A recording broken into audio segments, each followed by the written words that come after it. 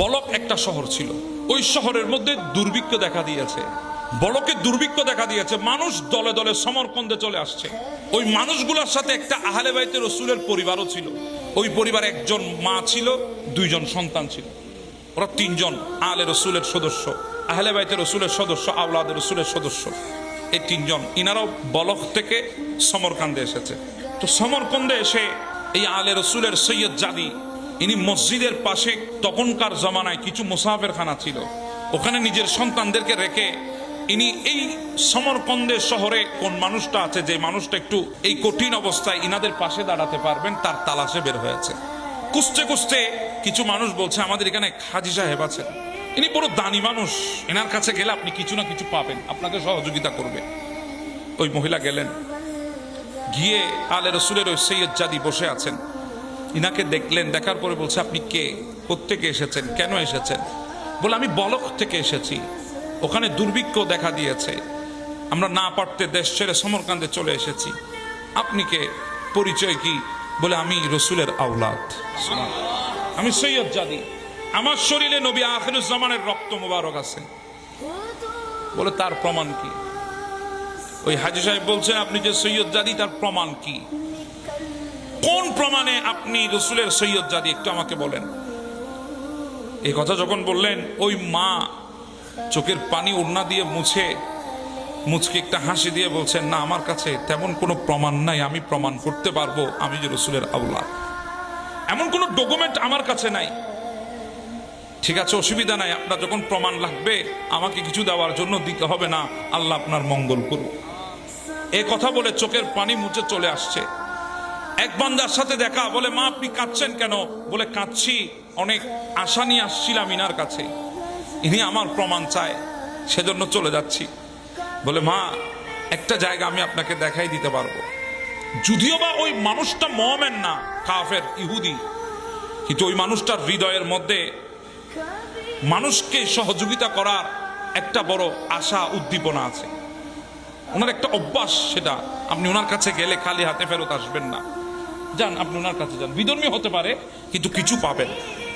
গেলেন, উনি দেখছেন অনেক মানুষ এসেছে সমরকন্দে, বসে আছেন সাহায্য সহযোগিতার জন্য, এক একজন এক এক কথা বলছে ওনাকে, সমস্যার কথা, উনি যাকে যদ্দূর পারছে দিচ্ছেন।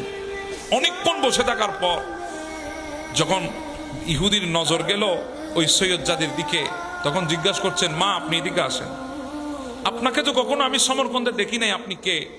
বলে আপনি আমাকে চিনবেন না, আমি বলক থেকে এসেছি। আপনি আমাকে চিনবেন না, আমি বলকের বাসিন্দা, আমি সেখানে দুর্ভিক্ষ দেখা দিয়েছে জন্য সমরকন্দে পাড়ি জমিয়েছি। মা আপনার পরিচয় কি? বলে আপনি কি মুসলমানদের নবীকে চেনেন? বলে হ্যাঁ আমি মুসলমানের নবীকে চিনি, যদিও বা ইহুদি, কিন্তু আমি মুসলমানের নবীকে চিনি, কারণ ইনি এমন একজন নবী যাকে চিনে না এমন কোন পশুও নেই, সবাই চিনে সেই নবীকে, আমিও চিনি। বলে তাহলে শুনেন, ওই নবীর রক্ত আমার শরীরে, আমি ওই নবীর সাহেব জাদি, আমি সৈয়দ জাদি।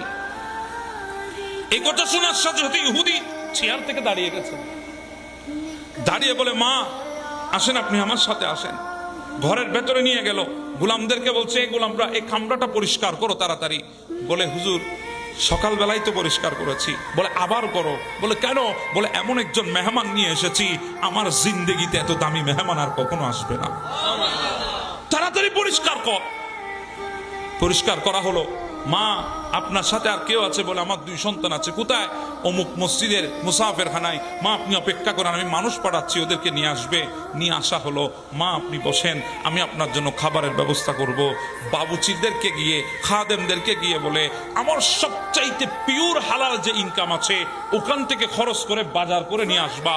যেই ডেকচিগুলাতে তোমরা রান্না করতা ওগুলাতে রান্না হবে না, যেই বাসনে তোমরা খাবার দিতা, প্লেটে খাবার দিতা, ওই প্লেটে করে খাবার দেওয়া যাবে না, কারণ আমি ইহুদি, আমি জানি না কেমন করে ওনাকে ইজ্জত করব।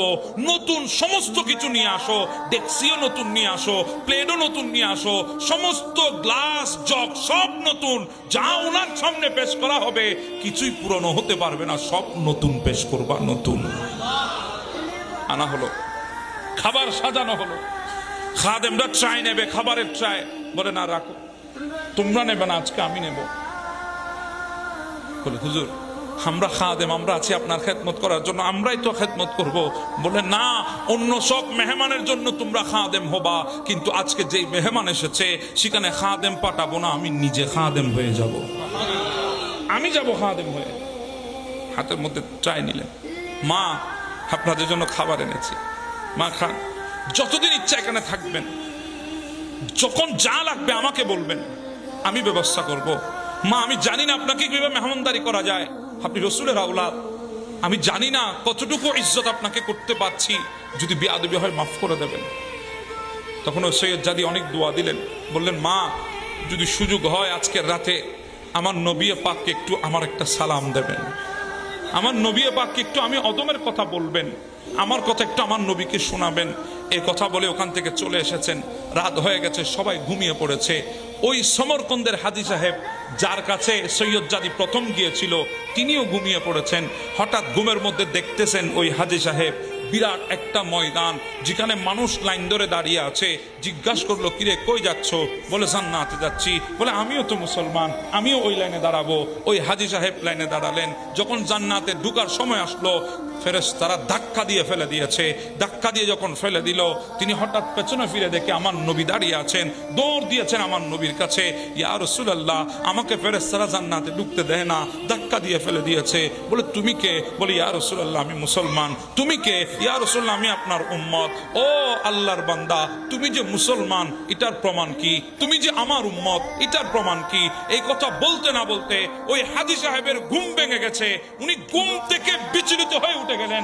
উনি বুঝে গেলেন আমি যে সৈয়দ জাদিকে বলেছিলাম আপনি যে সৈয়দ জাদিটার প্রমাণ কি, এই কথা আমার নবী আমাকে দেখিয়ে দিয়েছে। ওই বান্দা সকাল হতে দেরি গোটা সমরকন্দের অলিতে গলিতে দৌড়াচ্ছে, ওই সৈয়দ জাদি কোথায়, ওই সৈয়দ জাদি কোথায়।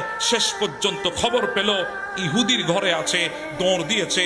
ইহুদি, ভাই তোর সাথে আল্লাহর নবীর আওলাদের কোনো সম্পর্ক নাই, আমাকে দিয়ে দে ওই রসুলের আওলাদ গুলাকে, আমি তাদেরকে মেহমানদারি করব, তাদেরকে দেখভাল করব। ইহুদি বলে কালকে আসলে কথা হতো, আজকে আর কথা হবে না। বলে কেন? তুই তো ইহুদি, তোর সাথে আলে রসুলের কাজ কি?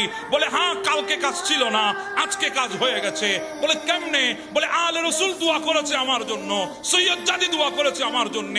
তুই যেই স্বপ্ন ঘুমের মধ্যে দেখেছিস, আমি সেই স্বপ্ন জাগ্রত অবস্থায় দেখেছি। আমি দেখেছি গভীর রাতে আমার নবী আমার ঘরে তশরিফ এনেছে, আমি দেখেছি আমার নবী আমার সামনে বসে আছে। ও হাজী, তুই তো কলমা পড়েছিস কোন আলেমের হাতে, তুই কলমা পড়েছিস কোন পীরের হাতে, তুই কলমা পড়েছিস কোন দরবেশের হাতে। আমি কোন আলেম দরবেশের হাতে কলমা পড়ি নাই, আমি গতকাল রাতে নবীর হাতে হাত দিয়ে কলমা পড়ে নিয়েছি।